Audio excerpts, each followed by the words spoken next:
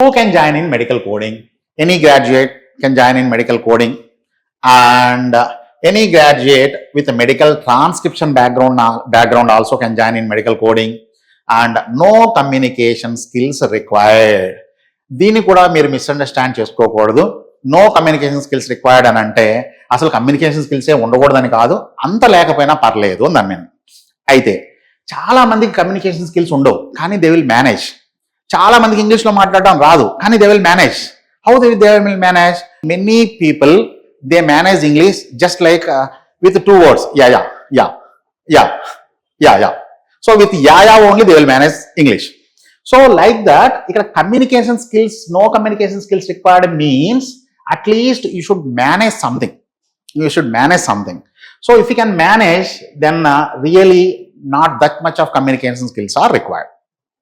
Clear?